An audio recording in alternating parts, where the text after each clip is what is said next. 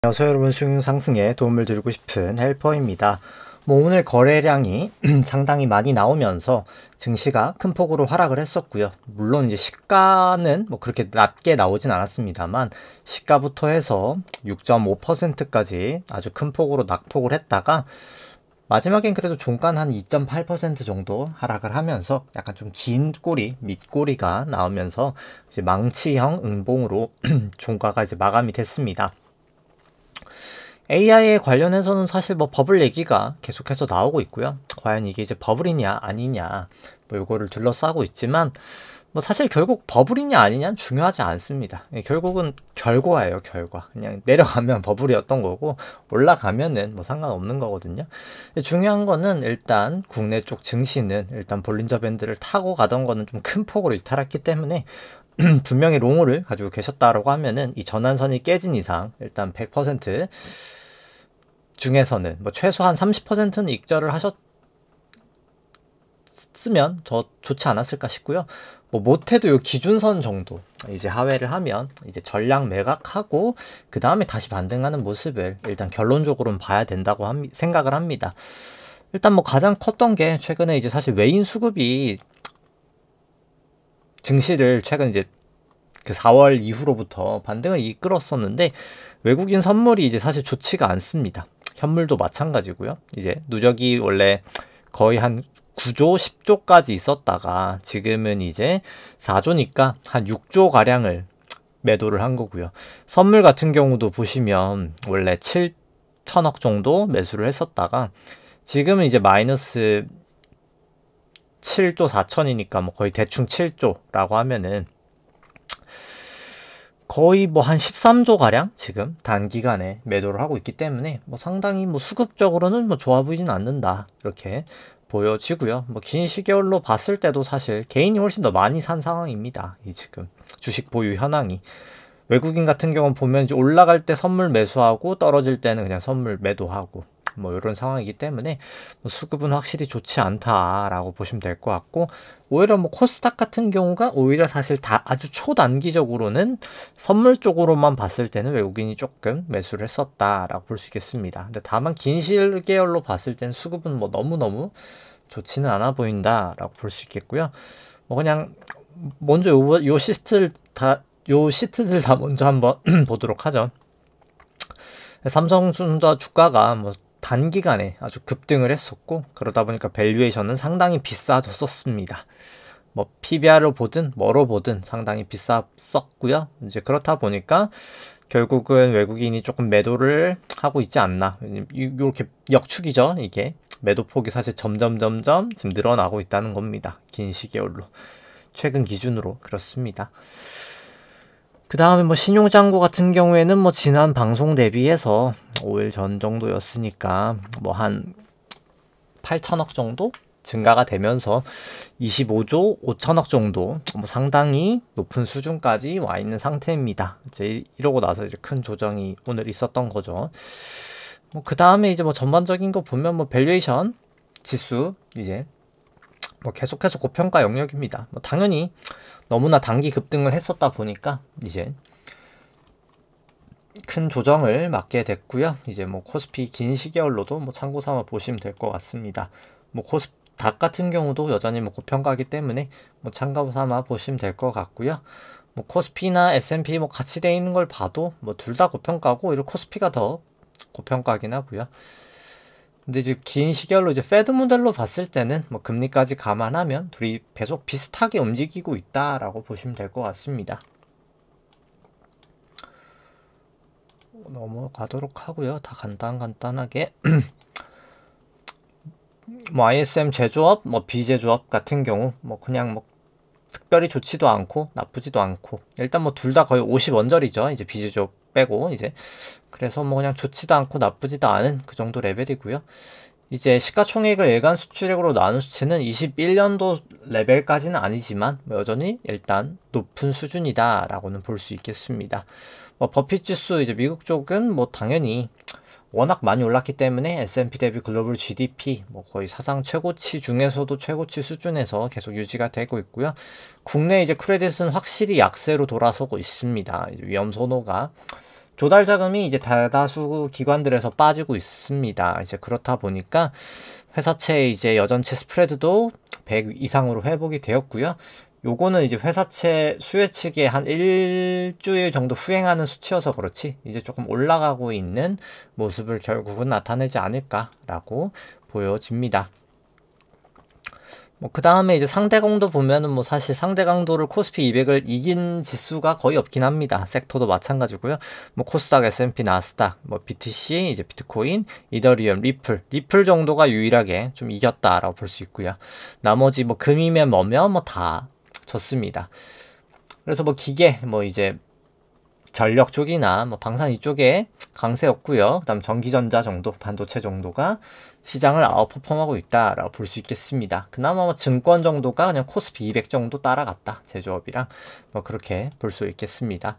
나머지 추세들은 뭐 참고 삼아 보시면 될 것 같고요. 상당히 약해져 있다. 근데 이렇게 상당히 영원한 약세는 없다고 말씀드렸죠. 이게 상패가 되는 개별 종목이 아닌 이상. 그렇기 때문에 결국 코스피도 이렇게 보면은 상대적으로 이제 또 다른 거에 비해서 약세가 나올 수밖에는 결국 없다라고는 볼 수 있겠습니다. 영원하게 갈 수는 없거든요. 이게. 그러니까 하다못해 미장이 좋을 때도 영원하게 좋을 수는 없습니다. 이렇게 항상 왔다 갔다 왔다 갔다 왔다 갔다 여기도 똑같이 왔다 갔다 할 수밖에 없다는 거죠. 이게 영원한 승자는 계속해서는 없기 때문에 그러니까 상대 강도이기 때문에 그렇습니다. 그러니까 절대적인 수익률이 영원한 승자는 있을 수 있는데 이건 지금 상대적인 지표이기 때문에 영원한 승자는 사실 존재할 가능성이 거의 0에 가깝다라고 보시면 됩니다. 모든 섹터가 다 그렇죠. 다시 돌고 돌고 돕니다. 결국은 이제 그렇다고 보시면 될 것 같고 뭐 그 다음에 이제 계속 얘기를 드렸던 뭐 국내 쪽에서 가장 크게 사실 올랐던 이유는 실질금리라고 얘기를 드렸습니다. 그래서 일단 뭐 미국 쪽부터 살펴보면 BEI는 큰 변동은 없었고요. 뭐 실질금리도 마찬가지였습니다. 뭐 국내 쪽 금리가 이제 계속해서 급등을 하고 있습니다. 이제 그렇기 때문에 조금 뭐 며칠 새는 약간은 약해지긴 했습니다만 10월 물가도 2.4%로 YOY로 높게 나오고 지금 전방위적인 물가 압력이 가해지고 있습니다. 뭐 그 부분도 있고 너무나 낮은 실질금리 그런 물가에 비해서 금리는 너무나 낮은 수준입니다. 실질금리 결국 10년 금리가 지금 많이 올랐음에도 불구하고 10년 투자했을 때 내가 얻는 기대 수익률은 연간 0.7%라는 겁니다. 물가를 제외하고 뭐 그럼 투자를 할 필요가 있을까요? 채권 쪽에 없다는 거죠. 그렇다 보니까 다른 자산으로 가고 그럼 다른 자산 물가가 올라갈 수밖에 없겠죠. 그게 이제 주식 가격이 올라가는 현상이었던 거죠.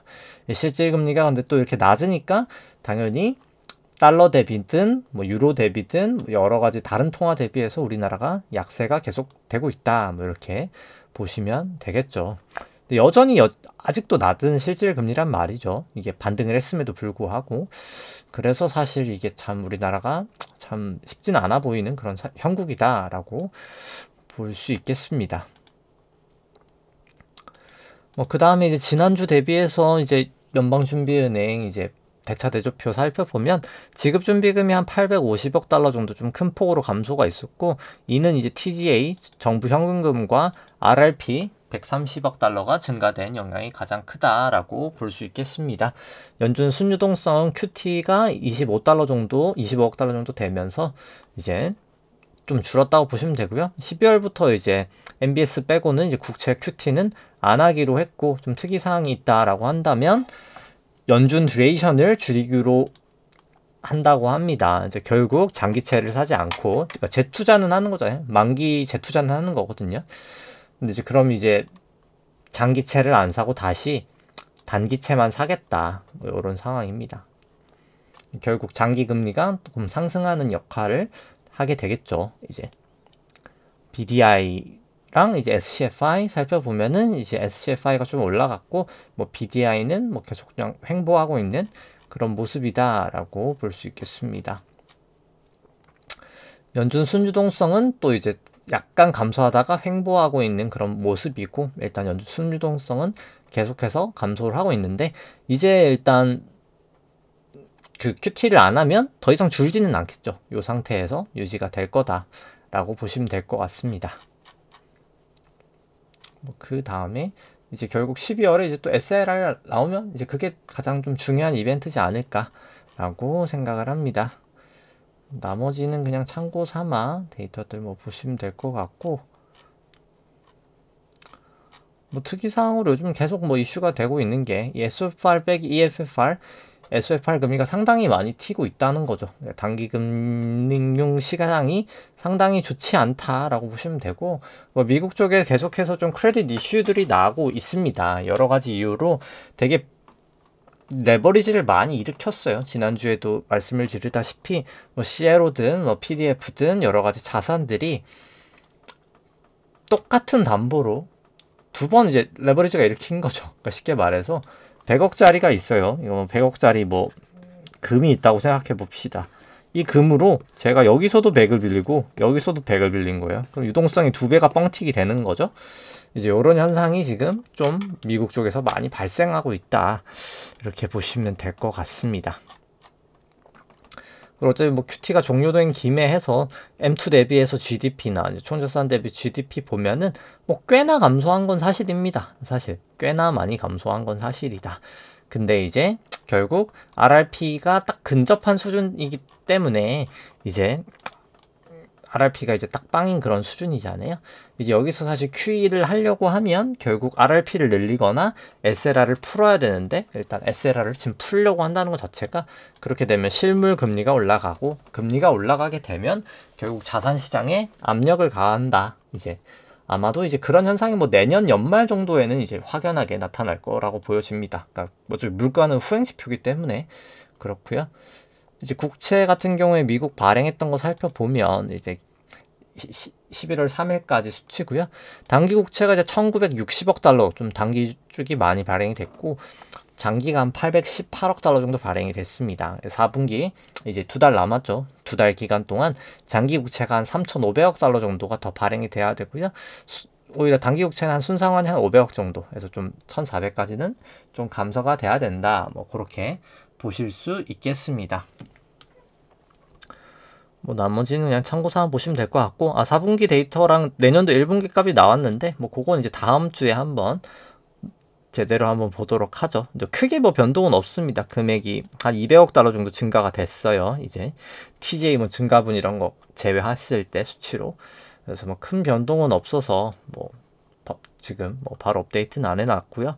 그 다음에 이제 지표들 살펴보면, 원자재 쪽 살펴보면 금이 이제 아주 고공행진을 하다가 이제 꺾였습니다. 그래서 좀 추세가 많이 약화가 됐고, 뭐 WTI 같은 경우에는 뭐 강하지도 않고 약하지도 않은 모습이고, 일단 장기적으로는 약했었고 지금 단기적으로는 조금 약간 지지부진한 모습입니다. 그래서 둘 다 추세가 없다라고 볼 수 있겠습니다. 그러니까 롱 칠 수도 없고 숏 칠 수도 없는 그런 모습의 상황이다라고 볼 수 있겠고, 뭐 딱 그렇습니다. 이제 상황 자체가. 그 다음에 이제 뭐 금 같은 경우 살펴보면은, 보면 이렇게 쭉쭉쭉쭉쭉 밴드가 벌어졌다가 가장 크게 벌어지고 나서 이제 조정을 보이고 있죠. 방향성이 바뀌었다 보니까 사실 이렇게 되면은 좀 하락 가능성이 크기는 합니다. 결국 이렇게 되는 경우에 횡보를 하거나 하락인데, 한번 살펴보시죠. 일단 횡보를 하다 다시 돌파가 되면 이제 롱 가는 거고, 아니면 오히려 숏을 쳐야 되는 그런 상황이고, 일단 뭐 지금은 일단 조정을 전 조금 더 보일 가능성이 더 높지 않나 생각을 합니다. 근데 뭐 지금은 사실 좀 지지부진한 영역이긴 하고요. 금이 계속 사실 박스권에 조금 단기적으로 하락을 한 이후에는 뭐 그러고 있긴 합니다. 뭐 그 다음에 이제 뭐 WTI 같은 경우에도 뭐 특별하게 이슈는 없고요. 이제 여기서 좁혔다가 이제 사실 볼린저 밴드가 벌어지면서 조금 반등을 하는 모습을 나타냈었습니다. 뭐 그 외에는 뭐 특이 사항은 없고요. 뭐 그 다음에 이제 기타 지표들 살펴보면, 우리나라 뭐 3년, 10년은 뭐 계속해서 금리가 좀 약간 고공행진을 했고요. 뭐 미국 같은 경우에는 좀 많이 내리다가 최근 들어서 조금 반등했던 모습을 보여주고 있고, 뭐 나머지 이제 달러, 삼전, 애플, 뭐 마이크로소프트, 엔비디아는 전반적으로 롱 추세였었습니다. 이제 뭐 최근 조금 빠지긴 했지만 여전히 롱 추세였던 거고요. 국고 3년은 숏 추세, 국고 10년도 뭐 숏 추세, 미국 제10년 같은 경우에는 여전히 아직까진 그럼에도 롱 추세, 근데 조금 약화된 롱 추세, 달러원 같은 경우에도 롱 추세, 삼정도 여전히 아직까지는 롱 추세, 애플 같은 경우에도 롱 추세, 이제 마이크로소프트도, 근데 여긴 중립, 이제 그 다음에 이제 엔비디아 같은 경우에는 롱 추세다라고 볼 수 있겠습니다. 뭐 국고 3년물 같은 경우 살펴보면은 다 넘어가 있죠. 넘어가 있고 벌어져 있고. 그래서 뭐 기술적인 조정은 언제든 와도 이상하진 않겠다. 뭐 요 정도 레벨까지는 단기 반등을 조금 많이 해서 기술적인 조정은 언제든 가능하겠다. RSI를 봐도 그렇고요. 뭐 국고 10년물도 보시면 뭐 다르지 않습니다. 뭐 모이고 벌어졌으니까 뭐 언제든 단기 조정은 좀 보일 수 있겠다. 이제 그런 위치에 와 있다. RSI도 그렇고. 물론 뭐 밴드를 쭉쭉쭉 타고 갈 가능성도 뭐 무시할 수는 없습니다. 이제 코스피가 그래 왔죠. 그래서 뭐 무시할 수는 없는데 뭐 가능성이 낮은 건 맞죠. 코스피가 뭐 이렇게까지 올라갔던 게 일반적인 현상은 아니잖아요. 사실 좀 특이 케이스다. 결국 뭐 타면 타는 대로 가고 아니면 이제 바로 이탈이 되면 뭐 자르는 뭐 이제 그런 전략을 하시면 되지 않을까 싶습니다. 뭐 달러도 뭐 계속해서 강세인 모습을 나타내고 있는데 이제 조금 과한 모습의 영역 수준에 그냥 언저리까지는 와 있는 뭐 그런 느낌이다라고는 보여집니다. 근데 구조적으로 금리가 계속 낮기 때문에 이게 환율 문제 좀 어쩔 수가 없기도 하긴 합니다. 이제 그런 모습이고 삼성전자 뭐 모이고 벌어진 상태에서 좀 급격한 하락이 있기는 했습니다. 그래서 뭐 이게 너무 밴드가 벌어져 있긴 하거든요. 그래서 이런 모습은 사실 좋지는 않다. 그래서 조정 가능성이 좀 커 보인다. 뭐 이렇게 보여집니다. 뭐 나머지 모습 추세는 뭐 그렇게 보시면 될 것 같고, 그 다음에 이제 뭐 애플 같은 경우도 뭐 특별히 다르진 않습니다. 모이고 벌어졌기 때문에 뭐 언제까지 갈지 모르겠지만 다시 밑으로 들어오면 좀 조심해야 된다. 뭐 이제 그렇게 생각이 됩니다. 뭐 그 다음에 이제 마이크로소프트는 이제 조금 이제 다르긴 하죠. 조금 이제 더 조정폭이 있는 상황이고, 그래서 여기 50 볼린저만 모여 있고 이제 200은 조금 내려오고 있는 그런 상황이다라고 볼 수 있겠습니다. 뭐 특이사항은 뭐 없고요. 뭐 그리고 엔비디아 같은 경우에는 여기도 모이고 벌어진 상태에서 좀 조정을 보이고 있어서 뭐 조심을 해야 될 것 같다. 뭐 이제 그렇게 볼 수 있겠습니다. 뭐 그 다음에 이제 비트코인 보면은 뭐 이더리움 이제 디파이가 해킹 하면서 뭐 그 전에도 하락 추세였고 뭐 하락이 더 가속화되고 있는 그런 상황이다라고 보실 수 있겠습니다. 전반적으로 다 하락 추세고요. 리플이 이제 일시적으로 이제 급락했던 거 그거 가격 때문에 그렇지 뭐 사실 전반적인 다 하락 추세다라고 볼 수 있겠습니다. 뭐 전반적으로 뭐 점수로 화시켜도 다 하락 추세다라고 볼 수 있겠고요. 뭐 이제 비트코인 일봉 추세로 살펴봐도 여기도 이제 밴드가 벌어지고 있는 상황으로 빠지고 있기 때문에 좀 안 좋은 상황이다라고 볼 수 있겠고요. 뭐 나머지 봐도 뭐 특별히 다르지 않은 모습을 나타내고 있습니다. 그 다음에 이제 이더리움 같은 경우에도 벌어지고 상태에서 뭐 그냥 일단 200일 정도 이평에 지금 걸려있는 그런 모습이다라고 볼 수 있겠습니다. 뭐 차트 때 이건 조금 더 자세히 봐야 될 것 같은 모습이고요.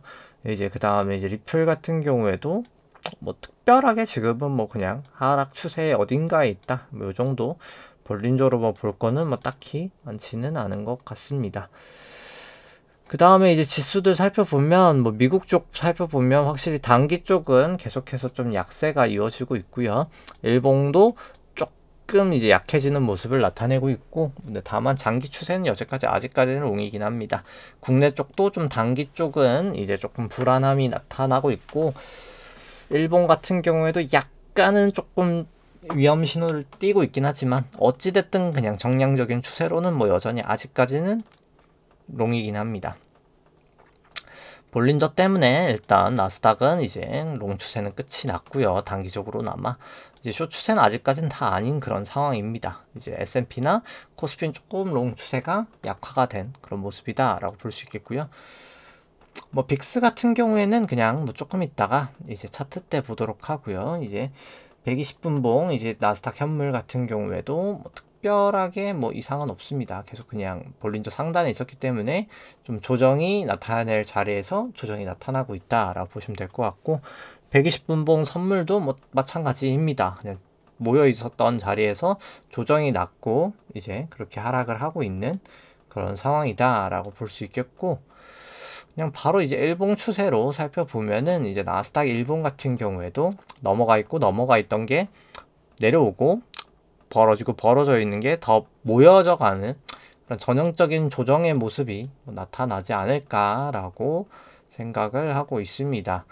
S&P도 뭐 특별히 다르지 않기 때문에 뭐 설명을 생략하도록 하고요. 그냥 이제 코스닥하고 코스피 살펴보면 코스피 200 같은 경우 살펴보시면 큰 조정을 보이면서 너무나 크게 벌어져 있었거든요. 조정을 보이면서 안으로 들어왔는데 뭐 조정폭이 점점 있을 거라고 보여집니다. 왜냐면 너무나 많이 사실 벌어져 있었기 때문에. 그렇죠. 이제 급격하게 다시 좀 하락하는 모습을 나타냈고요. 그 다음에 이제 코스닥 150 같은 경우에도 뭐 특별히 다르진 않습니다. 뭐 거의 모습은 똑같다라고 보시면 되겠고, 이제 코스피 일본 같은 경우에도 이렇게 내려오고 있는 모습, 올라갔다가 내려오고 있는 모습, 변동성도 이제 커졌다가 안으로 다시 내려오면 정말 이제 조심하셔야 된다. 이제 밑에 꼬리가 말려 들어오죠.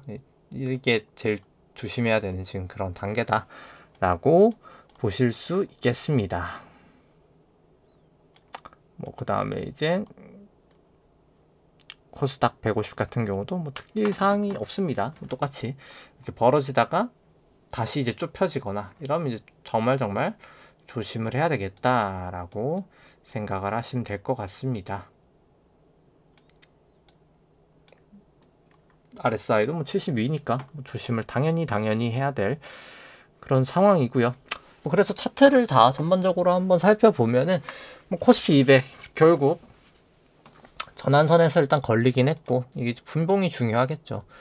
아마도 반등을 한다 쳐도 이제 모습상 이게 1, 2, 3, 4, 5로 한번 뺐다가 해도 반등은 하지 않을까 생각을 합니다. 결국 한번 빠진다고 쳐도 이제 그 다음에 다시 이제 기대감으로 반등을 하지 않을까 싶어요. 이제 그러고 나서 이제 재차 하락하지 않을까. 이게 1, 2, 3, 4, 5로 빠지든 A, B, C든 뭐든 간에 일단 한번 빼고 나서 한번 빠지고 나서 요거 되돌림 정도는 전 좀 있지 않을까 생각을 합니다. 그래서 아마도 내일은 뭐 요 정도 갔다가 이렇게 빠지지 않는 이상 뭐 바로 이제 시초로 좀 뺄 가능성이 전 좀 더 많지 않나 생각을 합니다. 그러니까 오늘 미국장이 지금 올라가고 있기는 한데, 그러니까 올라가는 정도는 아니고 내려가고 있던 게 이제 많이 좀 회복은 되긴 했거든요. 이제 한번 반등을 줬다가 빼지 않을까, 일단 뭐 그런 생각이긴 합니다. 왜냐면 일단 나스닥 같은 경우에 지지선에서 기준선에서 일단 지지가 되긴 했습니다. 일단 근데 이제 모습을 살펴보면 이제 이거를 뭐 한 60분봉으로 본다라고 치면은 그냥 비슷한 모습이라고 생각을 하거든요. 결국 아까랑 비슷한 모습이라고 생각하는 게 결국 5가 하나 나와야 되는데 이게 이거나 아무튼 뭐가 돼도 상관은 없습니다. 이제 그러고 나서 아마도 이제 요게 더 높긴 하거든요. 가능성이 이게 높을 것 같긴 해요. 그래서 이걸 그럼 상략하면 이제 1, 2, 3, 4, 5로 해서 요게 이제 작은 3이 되고, 요게 이게 4가 한 요 정도 나오거나 그냥 요게 4였거나 뭐 둘 중 하나일 것 같아요. 이제 그러고 나서 그 다음에 이제 빠지는 게 이제 5가 되면서 아주 작은 한 파동이 나오고 나서 이게 A든 1이든 하고 A, B, C, B가 나오든 E가 나오든 하고 다시 이제 하락하지 않을까. 일단 뭐 지금은 저는 뭐 개인적으로 그 가능성을 가장 높게 보고 있긴 합니다. 뭐 S&P도 마찬가지고요. 일단 왜냐면 뭐 볼린저 상단으로 이렇게 다 넘어갔다가 지금 조정을 맞은 거기 때문에 이게 뭐 사실 좋아지기가 참 어려운 그런 상황이지 않나, 뭐 일단 그렇게 보여집니다. 뭐 다우도 마찬가지고 이렇게 볼린저를 다 넘어갔다가 지금 내려오고 있는 상황이어서 뭐 쉽지는 않아 보인다, 뭐 이렇게 보실 수 있겠습니다. 뭐 BTC 같은 경우에도 똑같은 거죠. 그러니까 BTC 같은 경우에는 이게 그냥 한 마디고, 그 다음에 ABC, 그 다음에 이제 1, 2, 3이고 그 다음 4가 나오고 5가 나오는 그런 모습이 나와야 사실 맞거든요. 그래서 개인적으로 저는 좀 그런 모습이 나오지 않을까라고 보고 있습니다. 코스피 안에 있는 내재 변동성 V 코스피는 아주 크게 반등을 했다 조금 하락을 하고 있긴 하지만 여전히 좀 높은 레벨이다 라고는 볼 수 있겠고요. 빅스 같은 경우에도 꾸역꾸역 조금씩 요 구름대에서 지지받으면서 올라가고 있습니다. 벨라델피아 반도체 지수는 이제 전환선 쪽에서 지지가 되긴 했고요. 니케이 같은 경우에도 꼬리를 내고 반등을 했고 결국 내일이나 모레 이 정고점을 갱신하냐 마냐가 가장 중요한 모습이지 않을까 싶습니다. 뭐 유로스톡스는 좀 기준선에서 좀 일단 지지가 되고 있는 상황이고요. 뭐 항생 같은 경우는 여기 구름대에서 일단 좀 지지가 된 모습입니다. 그 다음에 상해종합 같은 경우에는 뭐 일단 전환선 근처에서 좀 저항을 받으면서 마감이 됐고요. 달러 인덱스 같은 경우에 일단 200 이동평선 지나가는 자리에서 이제 돌파를 하냐 마냐. 일단 어찌됐든 여기도 계속 금리 인하 가능성도 좀 옅어지고 하면서 물가도 있고 조금 달러 인덱스는 큰 폭으로 반등을 하고 있습니다. 달러 원 같은 경우도 그러다 보니까 뭐 사실 1450원까지 갔죠 오늘. 그런 상황까지 와 있고요. 이제 위안화도 강세를 보였지만 사실 강세를 계속 보이기가 이게 좀 인위적인 게 아닌가 뭐 그런 생각을 하고요. 뭐 WTI 같은 경우에 일단 전배열은 됐습니다. 그래서 전환선만 돌파를 하면 일단 역배열 되던 게 좀 돌아섰고요. 그 다음에 이제 금선물 같은 경우에는 어찌됐든 역전이 해소가 아니라 역전이 돼버렸죠. 그래서 추세가 좀 이제 좋아 보이진 않는다. 이제 그렇게 볼 수 있겠습니다. 국고 10년물은 뭐 가파르게 올라간 만큼 한 번 정도 조정받고 가도 이상하진 않은 자리다라고 보여주고 미국 70년은 뭐 상당히 조정을 좀 크게 받았기 때문에 요 구름을 일단 돌파하냐 마냐가 좀 중요할 것 같습니다. 나머지는 다 지나가도록 하고요. 뭐 이더리움도 뭐 사실 모습이 크게 다르지 않아서 비트코인하고 똑같기 때문에 생략하고요. 뭐 리플도 마찬가지입니다. 요때 빼고는 비슷비슷하고요. 그 다음에 이제 삼성전자 차트 봐도 볼린저가 이제 사실 이렇게 양쪽으로 꺾이면서 이렇게 내려오면 볼린저가 이렇게 되면서 아주 큰 폭으로 위든 아래든 변동성이 좀 커질 거라고 보여집니다. 그래서 그 모습을 보고 이제 대응을 하면 되지 않을까 싶고 뭐 하방의 가능성이 좀 더 커 보입니다. 애플 같은 경우에는 일단 전환선에서 지지가 되면서 마감을 했습니다. 그래서 뭐 전반적으로 지금 뭐 시장 상황이 녹록하지는 않은 것 같습니다. 이제는 뭐 워낙 크게 오랫동안 반등을 해와서 이제 그 부분을 조금 조정을 하는 것 같고 뭐 큰 조정이 이어질 수도 있지 않나 생각을 하고요. 어찌됐든 생각과 다르게 생각보다 긴 상승장이었고 최근 같은 경우에 뭐 그냥 제 개인적인 투자를 하는 거를 얘기를 드리면 이게 멀티프레이밍이라고 해서 결국 60분봉, 뭐 저 같은 경우에는 5분봉 이렇게 봐서 요게 이제 롱 추세일고 이거 롱 추세일 때 롱을 치고 얘가 숏이고 얘가 숏 추세일 때 뭐 숏을 치는 아주 좀 짧은 트레이딩으로 가고 있습니다. 이제 그래서 뭐 저 같은 경우에는 손절이 뭐 한 1, 2% 정도 되는 수준으로 해가지고 이제 레버리지를 쓰게 되죠. 그러니까 레버리지를 써서 이제 내가 하는 손절 라인이 이제 총 에쿼티 자산에서 이제 1에서 2% 정도 나오게 되고 이렇게 되면 이제 기대 수익률이 이제 한 번에 확 벌 때 이제 자본 대비해서 한 5에서 뭐 30 일반적인 퍼센트가 이게 하루에 한 요 정도 느낌? 네. 요 정도가 뭐 일반적인 것 같더라고요. 이제 뭐 그래서 이제 보통 이제 이렇게 데이 트레이딩 하는 거는 특히 이제 손익비랑 승률이 중요한데 이제 이렇게 하면 뭐 승률은 한 70 정도 나오는 것 같고 손익비는 뭐 이제 K 바이 케이스긴 합니다. 왔다리 갔다리 하긴 해요 이게. 그래서 뭐 이 손익비는 뭐 일단 지금 1.3에서 한 1.5 정도 이제 그 정도 느낌이라고 보시면 되는데 이제 이게 깔짝깔짝 손절이 나는 것들이 있다 보니까 뭐 그런 부분이 있긴 합니다. 아무튼 이제 그러니까 왜냐면 익절로도 빨리빨리 좀 자르는 게 있어가지고 근데 뭐 사실 둘이 합치면 뭐 괜찮지 않나? 그래서 뭐 지금처럼 좀 애매한 장이다 라고 했을 때는 이제 그런 부분도 괜찮고 근데 중요한 거는 이제 확실한 좀 추세가 있는 장 예를 들어서 코인 같은 경우는 완연하게 무너졌거든요. 이제 이런 데는 오히려 이제 사실 그냥 스윙하는 전략으로서 이제 숏이 가능하고 지금 같은 경우에 이제 뭐 나스닥 이런 거는 이제 데이 트레이딩 관점에서 이제 숏 정도 칠 수 있는 상황인 거죠. 그리고 이제 우리나라 코스피 같은 경우에도 이제 데이 트레이더 관점에서의 숏이고 이제 스윙 관점은 아니고, 이제 금 같은 경우도 데이 트레이더의 관점에서 숏이고 롱 같은 경우는 아닌 거죠. 전반적으로 일단 롱으로 심리가 가려고 하면은 여기서 다시 전고점을 넘어가야 됩니다. 이제 그러면 이제 사실 스윙 관점에서도 롱을 볼 수 있겠죠. 이제 그런 상황이다라고 보시면 될 것 같습니다. 네, 오늘 방송 여기까지 하도록 하고요. 네, 좋아요와 구독 누르시면 감사하겠습니다. 이상입니다.